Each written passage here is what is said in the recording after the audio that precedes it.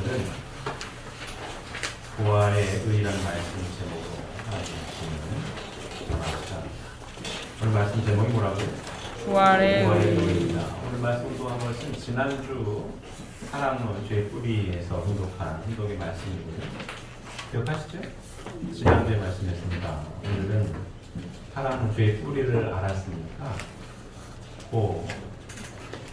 계속해서 연관된 부활에 대한 내용을 알아보려고 합니다. 이 선악과 창세기 말씀 보게 되면 선악과를 까먹고 죽는다고 했잖아요. 그 죽음에 관련된 그 죽음으로 인해서 타락 인류 역사 쭉 시작이 되었는데 그 죽음과 다시 사는 부활의 뜻은 다시 산다라는 뜻을 가지고 있죠. 다시 산다라는 요 부활에 대한 말씀을 이어서 전해 보고자 합니다. 자, 이 부활론 말씀 하려고 하는데요. 기독교를 부활의 종교라고 흔히들 이야기합니다. 들어보셨습니까? 기독교는 부활의 종교입니다. 예수님의 생애를 보면 예수님이 십자가에 못 박혀 돌아가시기 전에 다 12제자가 배신을 해요. 맞습니까? 베드로도 배신을 합니다. 수제자라고 했던 베드로도 배신을 하고 쉬운 말로 실패하셨어요. 땅에서 전도를 한다고 하셨는데 전도한 사람들이 아무도 인정을 안 하고 십자가에 못 박혀 돌아가십니다. 딱 한 명 막달라 마리아 우편 강도 오른쪽 강도가 인정을 하죠. 우편 강도는 자기는 어쨌든 강도 짓을 하다 걸렸으니까 죽어도 억울한 게 없는데 우리 선생님은 참 좋은 분 같은데 쉽게 얘기하면 억울하게 돌아가시는 것 같은데 주님이라고 하던데 주변 사람들이 나를 기억해 주세요. 오른편으로입니다. 나를 기억해 주세요. 인정하는 거예요. 예수님이 얼마나 기쁘셨으면 오른편 강도 보고 뭐라고 말씀하십니까? 너는 나와 함께 나보내 먹. 이렇게 얘기합니다. 성경에 나보내 갔다라 공식적으로 인정한 사람은 오른편 강도예요. 예수님의 입으로 너는 나와 함께 어딜 간다고요? 나보내 갈 거다. 이렇게 하고 십자가에 못 박혀서 돌아가셨습니다. 실패했어요. 지상에서 이렇게 선교 활동이라고 했을까요? 이렇게 한 거는 실패하셨고, 근데 어떻게 다시 시작이 되죠? 기독교 역사가 예수님이 돌아가신 지 3일 만에 부활하시죠. 부활의 뜻이 뭐라고요? 다시 살아나셨습니다. 다시 살아나셔서 마가의 다락방에 이제 막 제자들을 불러 모아가지고 제자들이 어머 진짜 주님이네 이렇게 된 거죠. 배신했는데 어머 진짜였어. 죽은 자 가운데 살아나신 예수님이네 하고 그때부터 기독교의 선교가 시작이 됩니다. 기독교 역사가 불가시죠. 그래서 기독교를 뭐라고 표현한다고요? 부활의 종교, 부활의 종교. 예수님의 부활의 기적이 없었으면 오늘날 기독교가 있어요, 없어요? 없습니다. 그리고 끝이에요, 그냥. 근데 예수님이 죽은 자 가운데 살아나셔가지고 부활이 시작이 돼가지고 부활의 섭리가 시작이 돼가지고 기독교가 확 들어가죠. 그래서 기독교 기본 신앙이 그래요. 예수님의 신앙 고백이 죽은 자 가운데 살아난 예수님을 믿어요? 믿고 나도 예수님 열심히 믿으면 죽은 자 가운데 다시 살아날 수 있다 없다? 있다고 믿는 거예요. 있다고 믿어요. 그래가지고 로마 박해 시대에 사자밥이 돼도 난 죽지만 살아날 거야. 이 믿음으로 이제 열심히 기독교 신앙을 이어갔습니다. 그래서 결국 로마도 굴복시키고 오늘날의 기독교가 쭉 융성하게 됩니다. 오늘 그 얘기를 할 거예요. 부활. 이 부활의 의미가 어떤 거냐. 좀 확대, 좀 더 일반적인 표현을 하자면 사는 것과 죽는 것, 삶과 죽음에 대한 이야기이기도 합니다. 자, 성경에 보면 아까 창세기 보면은 선악과를 따먹고 정령 죽으리라고 하는 그 죽음. 그래서 기독교 한 분파 중에 여호와의 증인이라고 하는 그 분파는 선악과를 따먹어서 사람이 죽는다고 지금 믿어요. 안 따먹었으면 육신 속 영원히 산다라고 믿는 자들도 있습니다. 자, 대부분의 사람들은 삶과 죽음 안 죽는 사람이 있습니까? 있어요? 간혹 안 죽는다고 손 들고 난 안 죽는다고 하는 사람이 나와요. 근데 그런 사람을 치고 다 죽었어요. 나는 안 죽습니다 이렇게 나와. 근데 그런 사람을 치고 죽었다 안 죽었다? 다 죽었어요. 다 죽어. 자, 볼까요? 오늘 이 부활론은 삶과 죽음에 대한 이야기이기도 해요. 인간이 이렇게 살아가는 데 있어서 누구나 죽는데 죽기를 원하는 사람이 있어요, 없어요? 없어요. 없어요. 죽음을 대부분이 두려워합니다. 죽는 걸 싫어해. 자, 왜 그럴까요? 인간은 이중 구조로 이제 지어져 있습니다. 보이지 않는 마음의 세계가 있고 육신의 이렇게 이중 구조로 되어 있어요. 나는 마음이 없다. 다 있죠. 마음이 없는 사람이 있습니까? 잠을 잘 못 주무셨나? 졸려온 건지 너무 이렇게 자, 나는 마음이 없다. 없죠? 다 마음이 있습니다. 맞습니까? 맞습니다. 마음이 아프다고도 하잖아요. 마음이 아파. 마음의 병이라고도 하죠. 맞죠? 예. 보이지 않지만 있어요. 육신도 있고. 근데 이 마음은, 보이지 않는 마음은 늙어요, 안 늙어요? 안 늙어요. 나이 60, 70이 넘은 어르신들도 옛날 얘기하면은 그 시절이 다 생각이 나. 내가 28 청춘 때 이랬는데, 내가 몸매가 이랬고, 이런 얘기 많이 합니다. 내가 얼마나 잘생겼었는지 알아? 뭐 이런 얘기 해요. 나이는 70인데. 마음은 늙어, 안 늙어? 안 늙어요. 연세가 들수록 더 막 옛날 생각이 초롱초롱 나. 그럼 그 얘기를 막 하면서 즐거워한다. 연세 드신 어르신들일수록 옛날 얘기를 자꾸 하는 거예요. 앞으로 얘기보다 옛날 얘기를 더 많이 해요. 어르신들이 가만히 대화를 잘 해보시면 어르신들이 되면 될수록 옛날 얘기를 많이 하십니다. 그리고 옛날 얘기를 꺼내는 걸 좋아해. 그 시절이 그립거든. 그 시절에 내가 피부도 고왔고 막 안 늙어요. 마음은 늙질 않습니다. 늙질 않는 거. 뭐가 늙어? 몸이 늙지. 육신이 늙지. 마음은 젊은데 거울을 보면 어머 주름이 이렇게 많어. 내가 옛날엔 팽팽했는데 그렇습니다. 마음은 늙어 안 늙어요? 안 늙어요. 뭐가 늙어? 육신이 늙어요. 그래서 사람이 권력자들이 뭘 바래요? 영원히 살기를 바라는 거야. 내가 권력을 줬는데 마음은 안 늙었는데 몸이 늙어서 얘가 늙으면 안 되는데 죽으면 안 되는데 오래 살고 싶은데 기왕이면 영원히 살고 싶은 이런 일을 합니다. 진시황이 불로초를 찾아라고 막 보내는 거 이게. 뭐 때문에 그럴까요? 요것 때문에 그런 거예요. 요것 때문에. 보이지 않는 마음의 세계, 영혼이 영인체가 있어서 이 마음은 영인체는 영생을 합니다. 맞아요. 얘는 육신은 뭐가 있어요? 한계가 있어요. 유한해. 물질로 이루어진 모든 생명체가 영원히 존재하는 건 없습니다. 맞아요. 다 한계가 있어요. 유한합니다. 맞습니까? 맞습니다. 다 유한해요. 아까 얘기했지만 난 안 죽습니다. 손 들고 나면 가끔 있어요. 가끔 있어. 그런 사람들 치고 죽었다 안 죽었다? 다 죽었어. 하나님의 창조가 그렇습니다. 물질로 되어 있는 생명체는 한계가 있다 없다? 있어요. 보이지 않는 이 마음의 세계, 영인체는 어떻다? 영원히 영생한다. 그래서 사람이 이중구조로 이렇게 지음받았기 때문에 안 죽고 싶은 거예요, 이게. 뭐 때문에? 마음의 세계가 있기 때문에. 늙지도 안 늙거든. 그래서 안 죽을 것 같거든. 죽으면 안 될 것 같거든. 근데 창조가 육신은 한계가 있는 거고 마음의 세계는 뭐다? 영원히 살게끔 창조가 돼 있다. 맞습니다. 이 하나님 창조 법도인데 아까 우리 성경 훈독한 것처럼 타락을 해서 무지에 떨어져 가지고 요와 같은 기본 하나님의 기본 설계를 다 잊어버려 가지고 이렇게 이중구조로 창조가 되어 있는데 안 죽으려고 한다고. 안 죽으려고. 여긴 죽습니다. 누구나 죽어.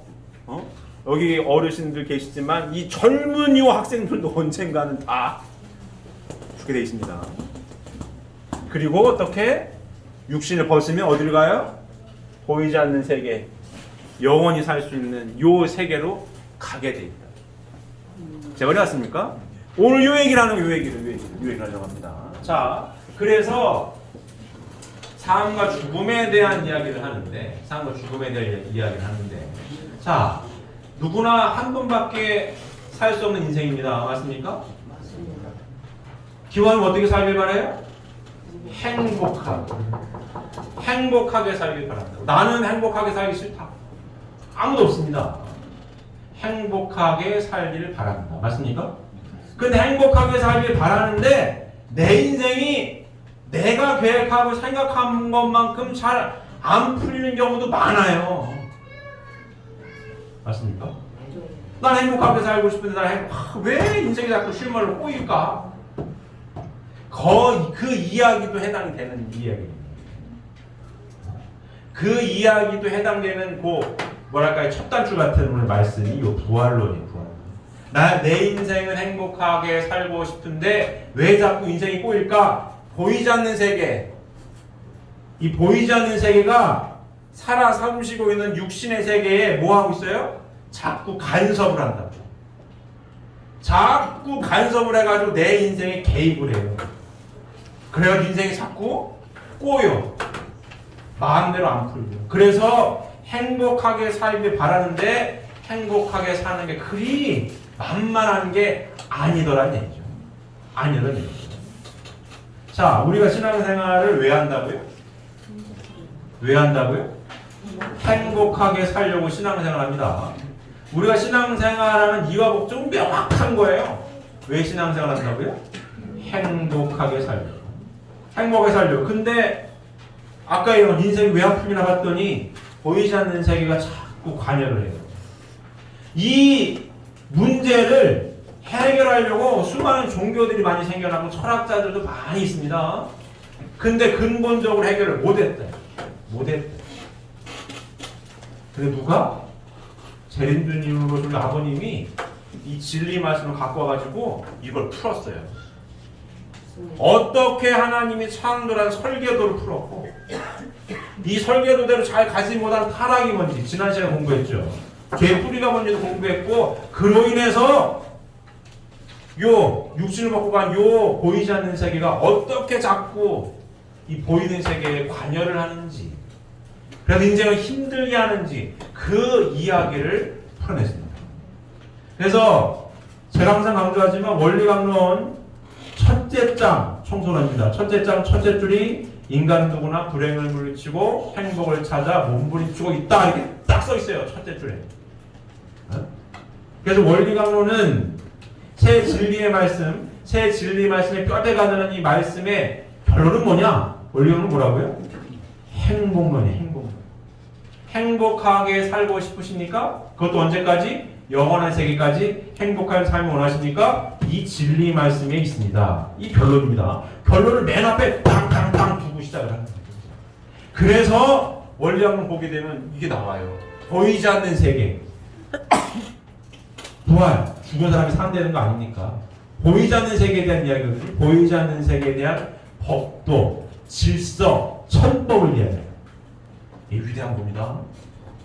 인류 역사에 누구도 이거를 잘 못 풀어가지고 행복하게 살고 싶은데 죽을 때쯤 되면 인생이 허무한 거고 일장춘몽이라고 하고 그랬는데 이걸 풀어가지고 어떻게 한 번밖에 없는 인생을 행복하고 보람있게 살 수 있는 길을 열어요.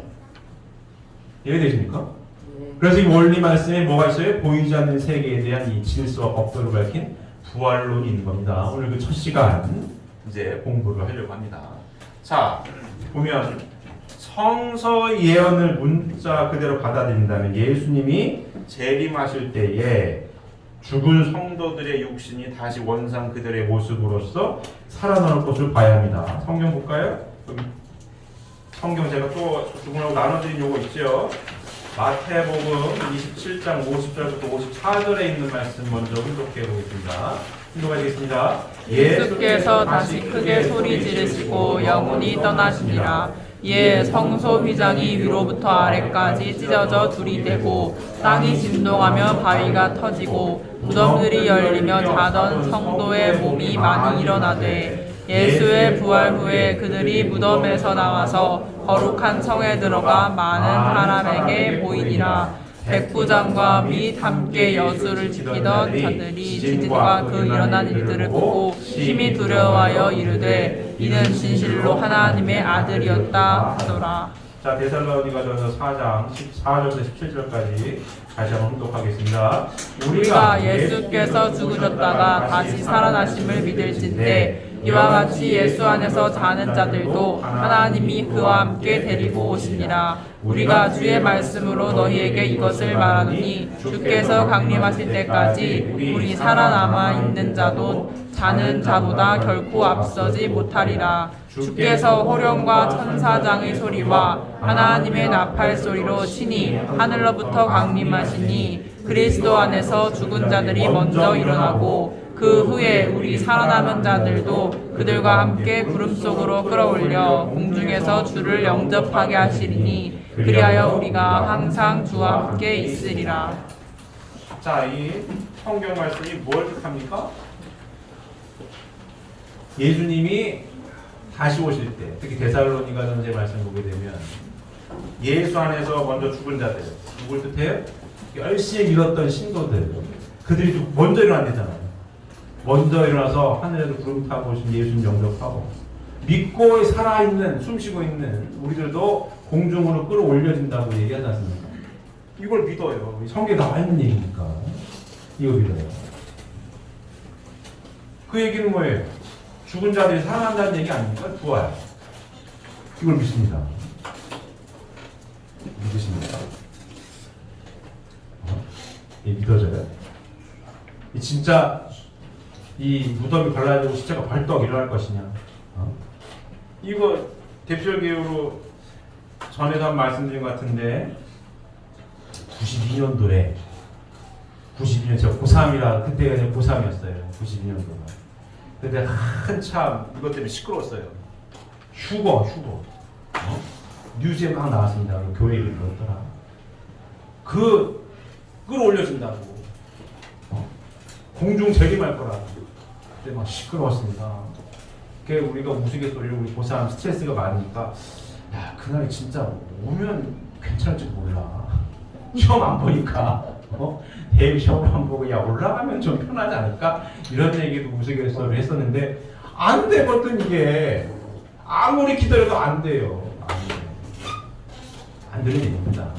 비유와 상징을 뜻하고 있는 거지 진짜로 살이 썩어 없어져도 어떻게 이게 말이 안 되는 거죠. 말이 안 되는 얘기입니다. 근데 성경에 나와 있는 이야기이기 때문에 기독교 신도는 믿고 있다. 근데 성경의 많은 부분이 비유와 상징으로 되어 있는 것처럼 이 말씀도 무엇을 뜻하고 상징하고 있다라고 봐야 한 겁니다. 이것은 현대인의 이성으로는 도저히 납득할 수 없는 사실이기 때문에 우리들의 신앙생활에 커다란 혼란을 가져오게 됩니다. 그러므로 이 문제의 진정한 내용을 해명하기 위해서는 지금 중요한 이 안에서 이 문제를 해결해야 된다는 얘기죠. 한번 보게 되면 그래서 부활에 대한 의미를 보면 자 부활은 다시 산다는 뜻이다. 다시 살아나야 하는 것은 죽었기 때문이다. 그러므로 부활의 의의를 알기 위해서는 먼저 죽음과 삶에 대한 성서적 개념을 분명히 알아야 하겠습니다. 그죠? 부활은 다시 산다는 뜻이니까 죽었기 때문에 다시 살아야 될 거 아니에요? 산 사람하고 다시 산다라는 얘기는 말이 안 되는 거니까. 그러면 죽었다가 다시 산다라고 하는 거기 때문에 성서에 나타난 이 죽음에 대한 이야기가 무엇을 뜻하고 있는지에 대해서 먼저 알아보고자 합니다. 자, 죽음과 삶에 대한 성서적인 여러 가지 이 이야기를 보게 되면 누가복음 9장 60절의 기록을 먼저 보겠습니다. 혼동하실까요? 누가복음 9장 59절부터 60절에 있는 말씀 혼동하겠습니다. 혼동하시겠습니다. 또 다른 사람에게 나를 따르라 하시니 그가 이르되 나도 먼저 가서 내 아버지를 장사하게 하락하옵소서. 이르시되 죽은 자들로 자기의 죽은 자들을 장사하게 하고 너는 가서 하나님의 나라를 전파하라 하시고. 자, 예수님이 하신 말씀인데 뭐냐면 예수님의 제자 중에 한 사람이 자기 아버지가 돌아가셨다라고 해서 예수님한테 보고하는 거예요. 예수님, 우리 아버지가 돌아가셨으니까요. 장사를 좀 보내고 장사 치르고 다시 올게요. 이 얘기를 했을 때에 대한 예수님의 답변입니다. 뭐라고 답변하시냐면 이르시되 죽은 자들로 자기의 죽은 자들을 장사하게 하고 너는 가서 하나님의 나라를 전파하라. 이렇게 답변하십니다. 자, 여기 보게 되면 이 예수님의 말씀 가운데도 죽음과 삶의 서로 뜻을 달리하는 두 가지 이야기가 나왔죠. 먼저 보시면 자, 첫째는 장사를 치러야 할 제자의 부친과 같이 육신의 목숨이 끊어지는 죽음. 이것에 대한 삶은 그의 육신이 생리적인 기능을 유지하고 있는 상태를 의미합니다. 둘째는 장사하기 위하여 모여 활동하고 있는 사람들을 지적하여 말하는 죽음이다. 이 죽음은 하나님의 사랑의 품을 떠나서 사탄 주관권 내에 떨어진 것을 의미한다. 이것에 대한 삶의 뜻은 하나님의 사랑의 주관권 내에서 그의 뜻대로 활동하고 있는 상태를 말한다. 자, 예수님 보면 답변을 보면 죽은 자는 죽은 자들로 하여금 뭐라고요? 장사하게 하라. 앞에 나온 죽은 자는 누구예요? 그 제자의 아버지. 그죠? 육신의 생명이 끊어진 죽음을 뜻하는 거고, 이 반대적인 개념은 생리적인 현상이 살아있는 삶을 뜻합니다. 생명을 뜻합니다. 근데 죽은 자는 죽은 자들로 하여금 장사하게라는 두 번째 죽음은 누구예요? 죽은 자들의 죽음은 누구예요? 살아 숨쉬는 자들 아닙니까? 장사를 치르게 모인 자들을 가지고도 죽은 자, 그 죽은 아버지는 죽은 자들로 하여금 장사를 지내라. 이 두 번째 죽은 자는 누구예요? 살아있지만 예수님 뭐라고 표현하셨어요? 죽은 자. 죽은 자는 죽은 자들로 하여금 장사하게라. 이 여기서 말하는 죽음은 뭡니까? 육신적으로는 살아 숨쉬고 있지만 뭐예요? 예수님 죽음이라고 표현하는데 이건 뭐예요? 사탄 주관권에 떨어져 있는 사람을 뜻합니다. 왜? 죽은 자는 죽은 자들로 하여금 장사하게 하고 너는 뭐예요? 너는 가서 하나님 나라를 전파하라. 제자는 누구예요? 너는 하나님 말씀을 알고 있는 하나님의 아들이니까 하나님 너는 살아있는 자니까 하나님 나라를 전파하게 하고 아버지 죽은 자는 하나님 품을 떠난 사탄 주관권에 떨어진 이들로 하여금 장사하게 하고 너는 하나님 나라를 전파하라 이렇게 얘기하는 거예요.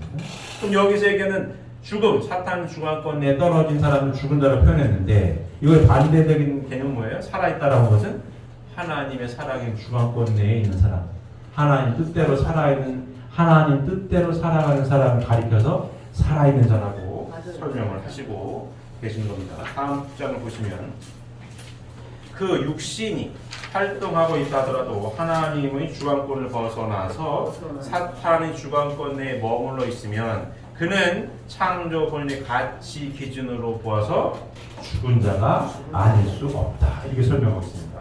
계시록 3장 1절. 자, 계시록 3장 1절 볼까요? 계시록 3장 1절 훈독하시겠습니다.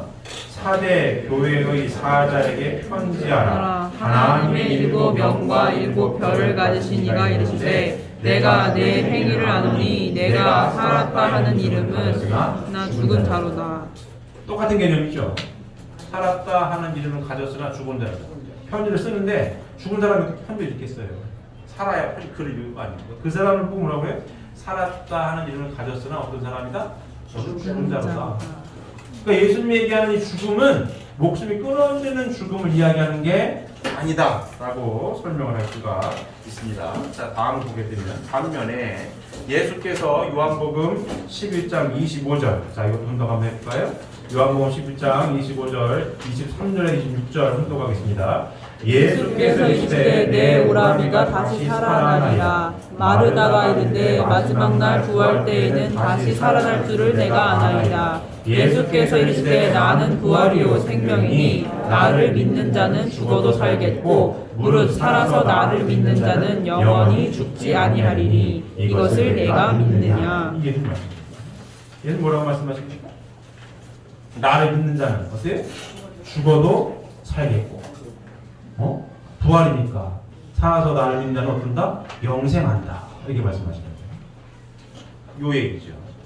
살아서 믿는 자들은 한 년 벗었어도 영원한 세계 하나님 품에서 영원히 산다라고 하는 예수님의 말씀입니다. 자, 예수께서 요한복음 11장 25절에 나를 믿는 자는 죽어도 살겠고 라고 하신 것은 예수님을 믿고 하나님 주관권 내에 사는 사람은 그 육신이 흙으로 돌아가도 그 그 영인체는 여전히 하나님 주관권 내에 있는 것이기 때문에 살아있는 사람을 뜻하게 되는 겁니다. 이 말씀입니다.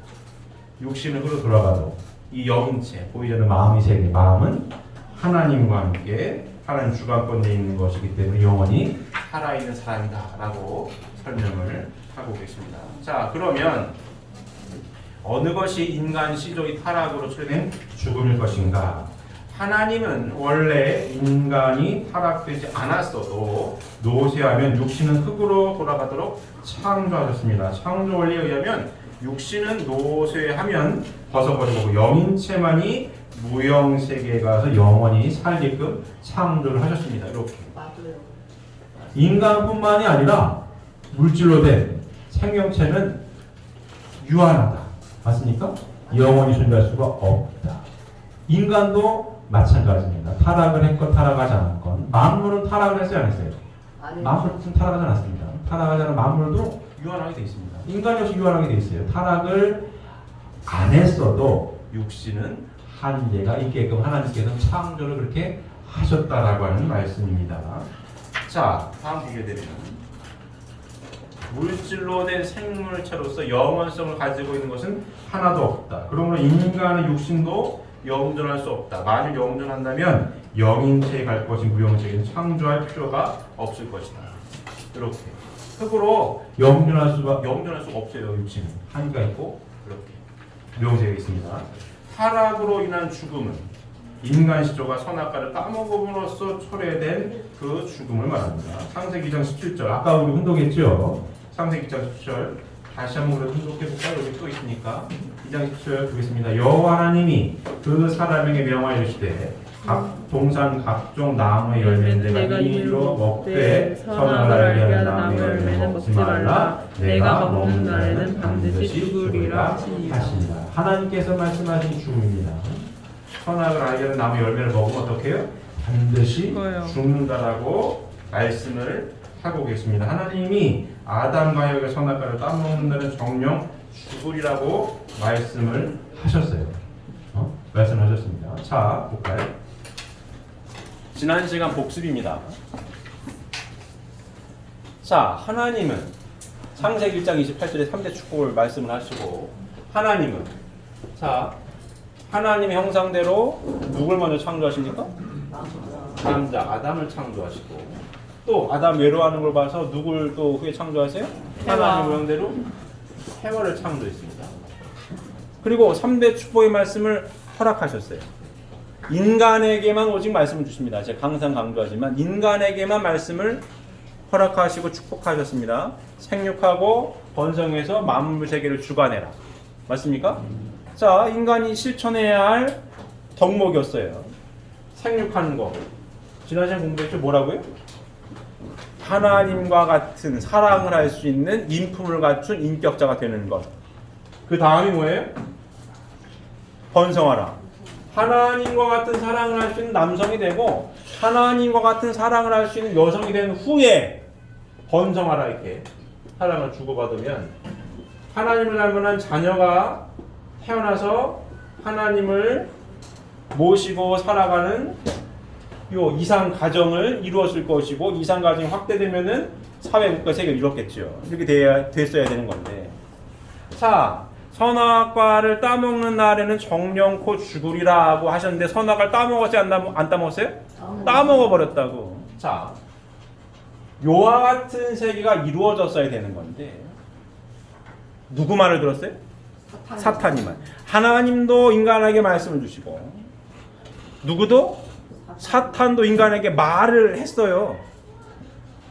인간은 하나님 말도 들었고 천사장, 뱀으로 표현된 사탄의 말도 들었어요.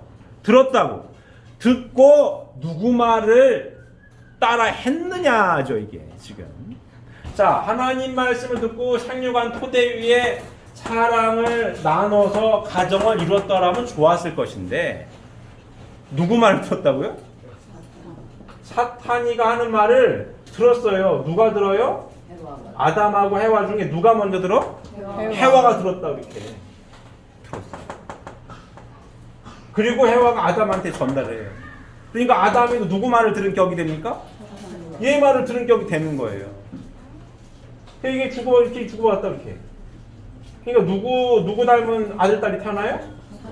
얘를 닮은 아들 딸이 태어나가지고 악의 가정과 사회 국가가 쭉 이어졌다는 얘기. 지난 시간에 공부했죠. 이와 같은 세계가 되어진 게 타락 인류의 가슴 아픈 일이죠.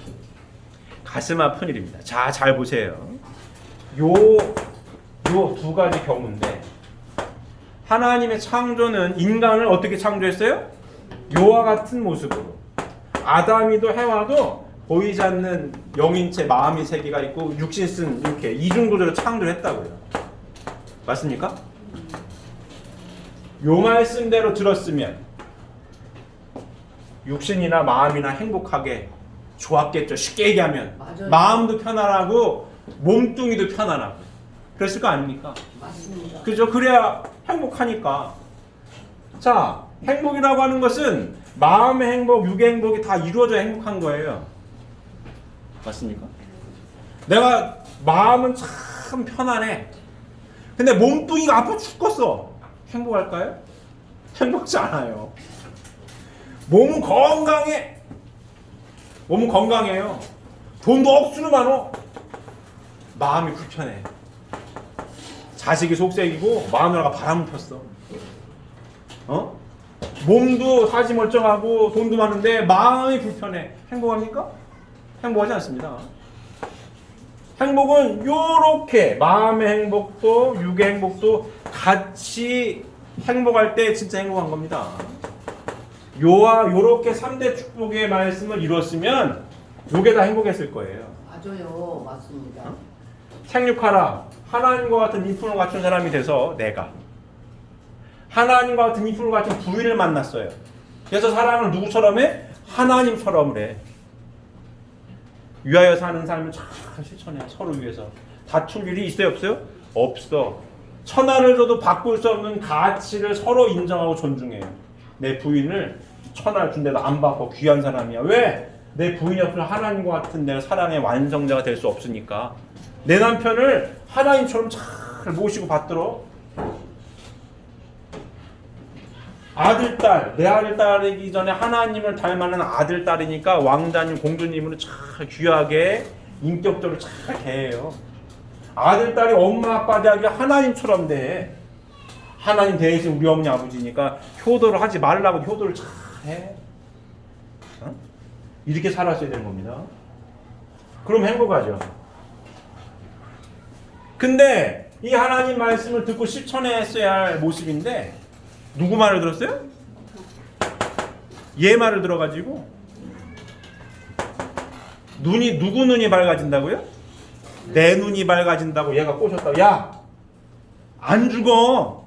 안 죽고 거꾸로 네 눈이 하나님처럼 밝아질걸? 누구 눈이 밝아져? 네 눈이 밝아져. 따먹으면 이게 거짓말한 거죠. 거짓말은 누구 때문에 해요? 나 때문에 합니다. 사기꾼이 거짓말하는 사람들 아닙니까? 사기를 누구 때문에 치는 거야? 나 때문에 치는 거지. 내가 누구 거 뺏어가려고 거짓말하는 겁니다. 이 제일 처음 거짓말하는. 응? 네 눈이 밝아질 거야. 욕심이죠. 욕심. 하나님은 생육하라고 했는데 생육하는 건 뭐예요? 나를 비워서 하나님의 성전이 되는 걸 뜻합니다. 보이는 하나님이야 내가. 보이는 하나님, 보이는 하나님. 하나님끼리 만나서 사랑을 나눴어야 되는 건데 이건 뭐예요?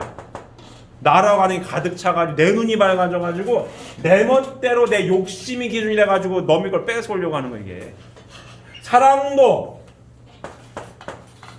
남녀는 만나서 끌리게 돼 있는 사랑도 누가 기준이 돼 사랑을 해요? 내가 기준이 돼 사랑을 하는 거예요. 내 마음에 들어야 돼. 마음에 안 들면 바꿔버려. 자식도 내 마음에 들어야 돼. 안 되면 뚫겨 패고. 부모가 마음에 안 들어. 부모가 버려. 하나가 됩니까? 갈라지게 돼 있는 거지. 하나님의 섭리는 이와 같은 세계가 이루어졌으면은 하나 되게 하는 하나님의 섭리인 거고. 사탄이 하는 짓거리는 갈라지게 합니다. 싸워야 돼. 부부끼리도 싸우고 자식이랑도 싸우고 뭐 때문에 싸웁니까? 나라고 하는 것 때문에 싸우는 거야.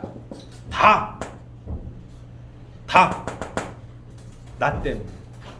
내 기준으로 보니까 마누라가 마음에 안 들고, 내 기준으로 보니까 남편이 마음에 안 들고, 내 기준으로 보니까 자식도 마음에 안 들고, 내 기준으로 보니까 부모가 마음에 안 들어.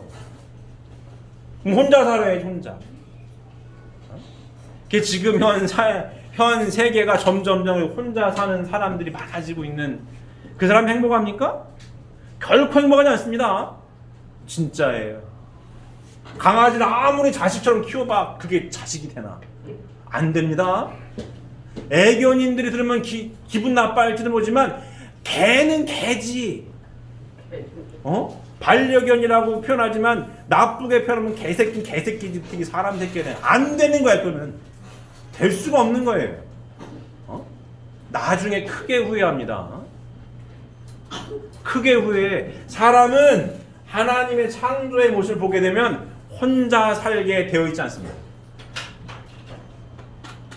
혼자 살은 결코 행복하지 않아요. 아무리 개를 1000마리를 키워봐, 행복하지 않습니다.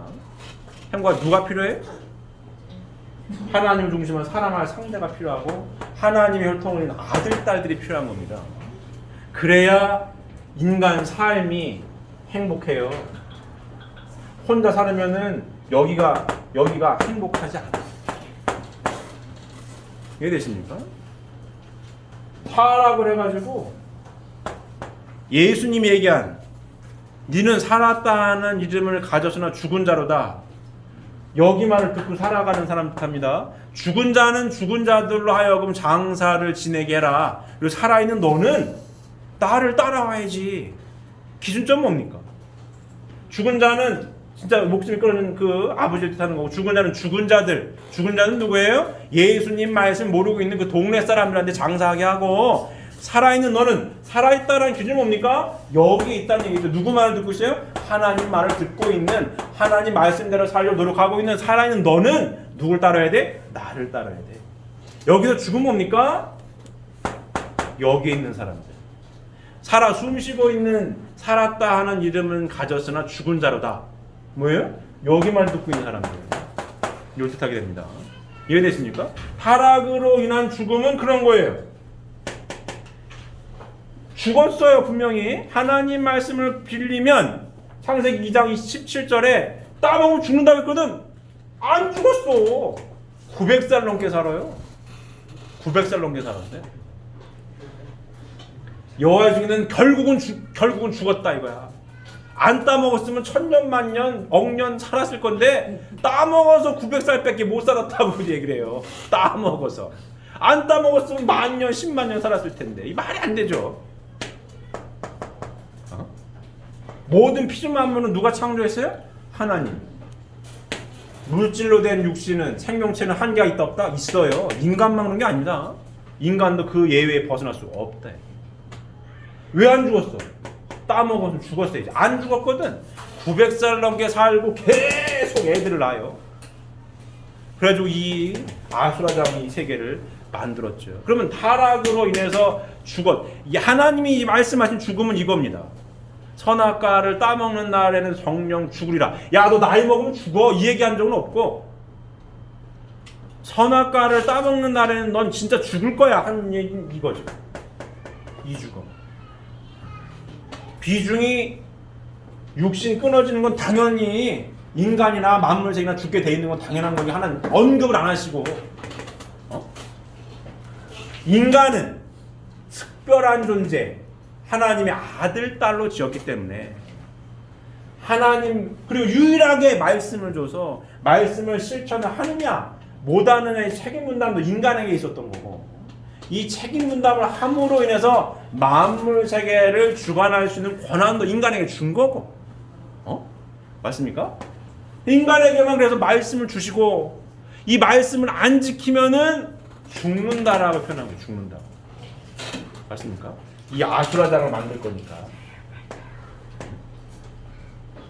이게 하나님 말씀하신 죽음이고, 선악과를 따먹으면 죽는다라고 하는 이 죽음을 얘기합니다. 하나님 말씀 안 듣고 사탄이 말을 들어가지고 사탄과 짝짝꿍 해가지고 사탄이 좋아하는 세계를 이루고 살아가고 있는, 이 동네에 살고 있는 사람, 쉽게 얘기하면 그게 누구다? 죽은 자. 이 동네에서 이쪽으로 와 있는 사람은 살아있는 사람. 구분점이 이렇게 되어 있습니다. 구분이 이렇게 되어 있는 거예요. 이해되십니까? 예수님이 말씀하셨던 삶과 죽음에 대한 개념은 이거예요. 삶이고 죽음이고, 하나님이 말씀하셨던 삶과 죽음은 이 삶과 죽음이고, 이 죽음은 그냥 당연한 거니까 언급을 안 하신 거고. 이해가 되셨습니까? 예. 자, 그 다음을 보게 되면, 그러므로 그들은 따먹는 그날을 기해서 죽었다고 보지 않을 수 없습니다. 그런데 그 후에도 여전 육신생을 계속하면서 자손을 번식하여 오늘의 타락한 인류 사회를 일어나죠. 이렇게. 그러니까 선악과를 따먹어서 죽은 죽음은 요 육신이 끊어지는 죽음이 아니고 요와 같은 죽음을 뜻한다라고 설명을 하고 있습니다. 그러므로 타락으로 인하여 초래된 죽음은 육신의 목숨이 끊어지는 것을 의미하는 죽음을 말하는 것이 아니라 하나님의 선 주관권으로부터 사탄의 악 주관권으로 떨어지는 것을 의미하는 죽음을 말하는 것이다 이거죠. 자, 성경에서는 하나님이 선악과를 따먹은 정령과 죽으리라고 하는 그 죽음은 뭐라고요? 하나님의 주관권으로부터 사탄의 주관권으로 떨어지는 이게 이 죽음에 육신이 끊어지는 죽음을 뜻하는 게 아니다. 요 설명을 하고 있습니다. 자, 우리는 이제까지 인간의 목숨이 끊어져서 그 육신이 흙으로 돌아가는 것을 타락으로 인한 죽음인 것으로 알고 있었죠. 오해를 하고 있었습니다. 따라서 이러한 죽음으로부터 다시 살아나는 것을 성서가 의미하는 부활이라고 해석하였기 때문에 부활은 흙으로 분해되었던 육신이 다시 원상태로 살아나서 살아나는 것으로 이루어지라고 믿고 있었습니다. 지금 믿고 있는 사람들이 많이 있어요. 진짜로. 제가 유신고등학교 나왔다 얘기했죠. 그 미션 스쿨입니다. 제가 그 신앙반장 여기장 막 일주일간 토론했다고 말씀드린 적 있죠. 그 친구한테 이걸 제가 물었거든요.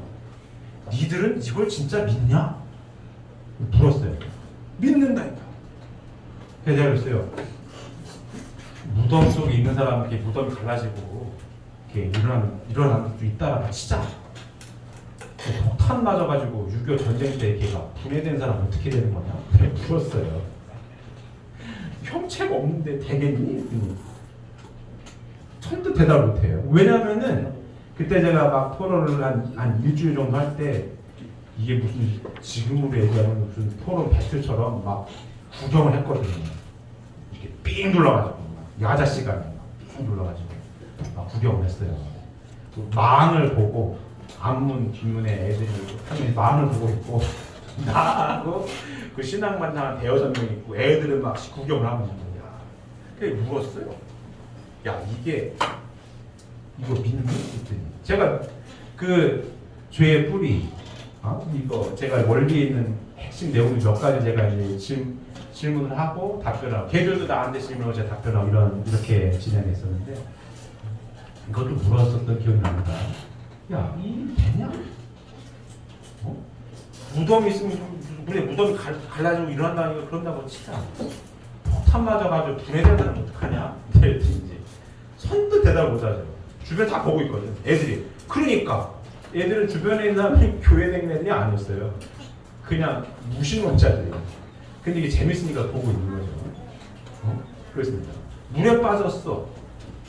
고기들이 다 뜯어먹었을 텐데 물고기들이. 그 되겠니? 때렸더니 선뜻 대답을 못하죠. 그랬던 기억이 납니다. 근데 아직도 믿고 있는 사람들이 있다 이거죠. 근데 우리는 뭐예요? 이와 같은 죽음이 아니다. 요와 같은 세계에서 요와 같은 세계로 떨어진 하나님의 선주관권에서 악주관권 떨어지는 걸 가리켜서 죽었다라고 표현하고 선악과를 따먹었다라고 하는 것도 하나님의 말씀을 어기고 사탄을 중심한 혈연과를 맺은 요 죽음은 참사랑의 질서를 깨트려버린 것을 죽었다라고 표현한다라고 우리는 그렇게 공부를 하고 있습니다. 자, 흙으로 분해되어버린 육신이 다시 원상대로 부활할 수도 없으려니와 영계에 가서 영원히 설계된 영지가 다시 육신을 쓸 필요도 없는 것입니다. 그러므로 부활은 인간이 타락으로 초래된 죽음, 즉 사탄 주관권 내에 떨어진 입장으로부터 복귀 섭리에 의하여 하나님의 직접적인 주관권 내로 복귀되어 나아가는 그 과정적인 현상을 의미하는 것이다 라고 설명합니다. 따라서 죄를 회개하고 어제의 나보다 오늘의 내가 좀 더 선하게 되었다면 우리는 그만큼 뭐가 된 거예요? 부활하는 것이 된다. 이게 되는 거예요. 우리 성경 아까 쭉 읽어본 것처럼 예수님 재림 때에 무덤이 갈라지고 이게 부활하는 모습을 본 건 뭐예요? 영적으로 본 거죠. 상징적으로. 예수님 열심히 믿었던 사람들이 예수님이 재림하는 것을 영적인 모습을 봤다라고 설명하고 있습니다. 성서에서 부활에 관한 예를 들어보면 요한복음 5장 24절. 자, 요한복음 5장 24절 볼까요? 요한복음 5장 24절 성경 혼동하겠습니다. 내가 진실로 너희에게 이르노니 내 말을 듣고 또 나 보내신 이를 믿는 자는 영생을 얻었고 심판에 이르지 아니하니 생명 사망에서 생명으로 옮겼느니라. 고린도전 15장 20절도 한번 볼까요? 아담 안에서 모든 사람이 죽은 것 같이 그리스도 안에서 모든 사람이 삶을 얻으리라. 자, 이 성경의 말씀 이해가 되십니까? 부활에 대한 개념을 정리하고 보면 좀 이해가 되십니까? 내가 진실로 너희에게 이르노니 내 말을 듣고 또 나 보내신 이를 믿는 자는 뭘 얻어요? 영생을 얻고 심판에 이르지 아니하나니 사망에서 생명으로 옮겼느니라. 아담 안에서 모든 사람이 죽은 것 같이 그리스도 안에서 모든 사람이 삶을 얻으리라. 아담 안에서 다 죽은 거 아니에요? 그죠? 아담이 타락을 해서 사탄이를 중심으로 참사랑의 기술을 깨트려 버려가지고 이 아수라장을 만들었는데 아담 안에서 모든 사람이 죽은 것 같이 그리스도는 누구예요? 하나님의 아들 그리스도 안에서 모든 사람이 삶을 얻으며 이 죽은 사람들이 그리스도 다시 오는 하나님 아들 안에서 어떻게 해요? 다시 산다는 뜻 아닙니까? 맞아요. 아담 안에서 모든 사람이 죽은 것 같이 그리스도 안에서 모든 사람이 삶을 얻으리라. 예수님이 그리스도로 오셨고 재림주님으로 오신 분이 누구예요? 우리 아버님 오셔가지고 부활의 말씀을 하시지 않습니까? 그래서 어떻게 해요? 축복받는 여러분들 이 안에 있던 자리에서 어디로? 인류 옮기신 분들입니다. 맞습니까? 맞습니다. 여러분 여기 있는 분들 아닙니까? 재림주님 안에서 하나님의 아들 안에서 어떻게 새 삶을 얻으리라. 누구예요? 여러분들. 요 안에 있는 분들. 하나님 말씀대로 참사랑의 질서를 지키며 살아가고 있는 우리들. 그게 그리스도 안에서 새 삶을 얻으리라. 새 삶을 얻으신 여러분들입니다. 맞습니까? 예. 감사하십니까? 예. 살아있잖아요. 살아있는 사람들 아닙니까? 성서에서 부활에 관한 예를 들어보면 요한복음 5장 24절 흔도겠습니다. 내 말을 듣고 또 나 보낸 이를 믿는 자는 영생을 얻고 심판에 이르지 아니하나니 사망에서 생명으로 옮겼느리라 한 기록이 있습니다. 이것은 예수님을 믿음으로 말미암아 사탄의 품속을 떠나 하나님의 사람의 품 안으로 돌아가는 것이 곧 부활을 의미하는 것을 뜻합니다. 이게 설명하고 있습니다. 맞습니까? 맞습니다. 부활하신 분은 아닙니까? 여러분? 맞습니다. 또 예수님을 믿고 열심히 예수님 제자들처럼 믿어도 일리 온 분들인데 여러분들은 한 단계 더 업그레이드 돼서 재림주님을 모시고 하나님의 선의 혈통으로 복귀된 분들이 여러분들이에요. 이 축복가정들입니다. 그래서 축복가정들을 보고 제가 위대하다고 합니다. 얼마나 이 가치를 알고 살아가고 계시는지 제가 잘 모르겠지만 그래서 축복가정에는 위대한 일입니다. 그리스도 안에서 새 삶을 얻으신 분들, 재림주님 안에서 새 삶을 얻으신 분들이 여러분들이에요. 맞습니까? 맞습니다. 그래서 2세, 3세 아들, 딸들이 그래서 소중한 거야. 그래서 2세, 3세 아들, 딸 잘 들어야 됩니다. 그래서 여러분들이 소중한 거예요.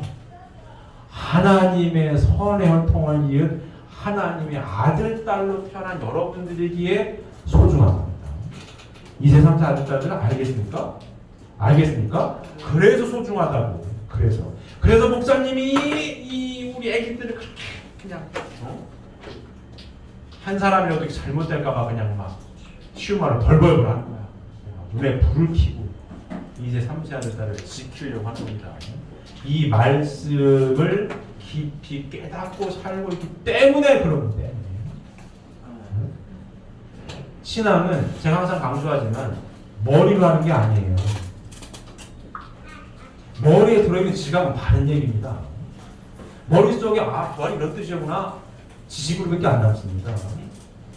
깨달아서 이 귀한 가치를 내가 가슴 깊이 새기고 감사한 마음으로 얼마나 실천을 하며 사느냐 마느냐가 중요한 거지, 머릿속에 들어있는 지는 아무 짝짓도 의미가 없어요. 의미가 없어요. 이 말씀을 처음 들으신 분도 계시지만 몇 번 들으신 분들도 계십니다. 맞죠? 몇 번 들었는데 이 감사한 마음으로 살아가십니까? 내가 이 자리에 죽은 자였는데 내가 이 자리에 와가지고 산 자의 이름으로 살아가고 있구나. 감사합니다. 이러고 살아야 합니다. 부활은 요 자리에 있는 사람이 요 자리로 넘어가는 그 과정적인 현상을 가리키는 게 부활이에요. 그러니까 부활은 한 번 되는 게 아니라 매 순간 부활하는, 부활되는 삶을 살아야 옳은 거예요. 옳은 거예요. 자, 이 말씀을 알았어요. 이렇게 살아가는 게 맞는 삶이었는데 타락해서 이런 세계가 이루어졌구나. 그 타락성의 핵심이 나라고 하는 거구나. 그러면 나는 나를 비우고 이렇게 살기 위해, 하나 되는 삶을 살기 위해 노력해야 되는구나 하고 실천하는 사람이 진짜예요. 알고는 있는데 알았어요 하고 이렇게 살아. 그 사람은 부활할 때 된 사람이 아니죠. 내내 여기 있어. 맨날 싸워. 축복 가정인데 맨날 네가 잘나니 내가 잘나니 뭐 때문에 싸워요? 나 때문에. 나한테만 맞추려는 거야 서로. 맨날 싸워. 이 사람 부활한 사람이 아니다. 하나님 보시기에 가슴 아프지. 6,000년 만에 이 귀한 말씀을 주고 찾아서 이 자리에 세워졌거늘 거꾸로 일리가 가지고 맨날 싸워. 가슴 아픈 거죠. 반성해야 합니다. 매 순간 내가 부활된 삶을 살고 있느냐 없느냐를 항상 새겨야 되는 거예요. 새겨요. 이 자리는 부활하는 자리여야 합니다. 항상. 이 주일 예배 시간은 항상 부활되는 자리여야 합니다. 맞습니까? 맞습니다. 이 시간을 통해서 우리 사랑하는 식구님들이 그렇지, 하나님의 아들, 딸의 위치에 내가 바르게 서게 더 노력해야지. 그렇지, 내가 지난주에 내가 이걸 또 이렇게 살았네? 이렇게 살지 말고 이렇게 살아야지. 이렇게 마음을 먹어야 부활하는 거 아닙니까? 그래야 이 자리가 은혜로운 거고, 그래야 이 자리에 오는 게 보람 있는 거지. 그냥 와가지고 왔네? 부활할 되지 않는 자리는 별 의미가 없는 거예요. 열심히 일요일날 부활하기 위해 이 자리에 오는 거면 열심히 시간 맞춰도 와야지. 목사님 가끔 말씀하시잖아요. 늦지 말아라. 늦지 말아라. 제가 또 설교에서 얘기하죠. 졸면 안 됩니다. 졸면 되겠어요? 안 되지. 부활하려면은 빠릿빠릿하게 그렇지. 내가 이 자리에 다시 서야지. 그래야 부활하는 거 아닙니까? 예배 시간 오는데도 그냥 일찍 오는 게 부활할 수 있는 조건인 거지. 하나님 말씀을 열심히 들으려고 한 발짝이라도 먼저 오려고 할 때 조건을 세우는 거예요. 하나님 말씀, 그렇지. 하나님 말씀을 들으려고 열심히 한 발자리 먼저 오는구나. 그 아들이 이쁘지. 민기적 되다가 그냥 꾸물꾸물 내가 오면은 사탄, 그렇지, 너는 아직 내 말을 들어. 이 말씀 들어가는 게 별로지. 그래, 민기적 되라. 누가 더 부활하는 게 유리하겠습니까? 굉장히 중요한 얘기입니다. 신앙이라고 하는 것은 살아서 실천하는 거예요. 공부하는 게 아닙니다. 깨달았으면 실천을 해야 부활을 하죠. 머릿속에 맨날 알고 있으면 지식으로 남는 거 의미가 없어요. 물론 모르는 것보다 낫겠지. 하지만 깨닫고 실천하는 자가 매 순간 부활합니다. 매 순간 부활해요. 그래서 제가 표현해야 된다는 얘기도 가끔 하잖아요. 기억하십니까? 표현해야 된다는 얘기가 제가 왜 합니까? 요와 같은 하나님을 중심한 사랑의 관계를 돈독히 해야 하니 표현해야 된다라고 하는 구체적인 제목을 잡아가지고 짚어주는 거 아닙니까? 표현을 잘 하고 있냐고. 하나님 중심하고 사랑의 관계를 하려면 표현을 해야지 이렇게. 그래야 매끄러울 거 아니에요. 소 닭 쳐다보듯이 그냥 뭐가 있으면 됩니까 이게? 내 마음에 안 들어 이러고 있으면 돼요? 그 사람은 실천하는 사람이 아니죠. 그런 사람 부활할 수가 없어요. 자, 다음 시간에는 제가 오늘 여기서 마무리할 거고 다음 시간에는 보이지 않는 세계가 이 동네에 살다가 죽은 사람들이 살아서 숨쉬는 나한테 어떻게 개입을 하고 내가 어떻게 해야 이 동네에 살는 사람을 부활시켜서 내 삶이 편안하게 살 것인가에 대한 얘기를 할 거예요. 이해가 되십니까? 그래야 내가 행복하게 살거든. 오늘은 그 첫 단추 끼는 거고 보이지 않는 세계 룰을 다음 편에는 좀 더 구체적으로 얘기를 할 겁니다. 자, 다시 말씀드리지만 부활은 어떤 거라고요? 사탄 주관권에 있었던 사람이 하나님 말씀대로 삶을 살기 위해 하나님 주관권으로 넘어가는 그 과정적인 현상을 가리켜서 뭐라고 한다고요? 부활이라고 얘기한다. 부활은 매 순간 365일 24시간 매 순간순간마다 부활이 이루어진다고. 이해되십니까? 열심히 집에서 표현하면 하나님을 중심 삼고 참 사랑을 실천하고 열심히 표현하면 매일 부활하는 사람입니다. 매일 부활하는 사람. 표현 안 해? 부활이 더디죠. 더디요. 이해되십니까? 이 자리에 계신 모든 사랑하는 우리 식구님들께서는 부활에 대한 개념을 다시 한번 충분히 인지하시고 매 순간마다 요 세계 요 세계 넘어가는.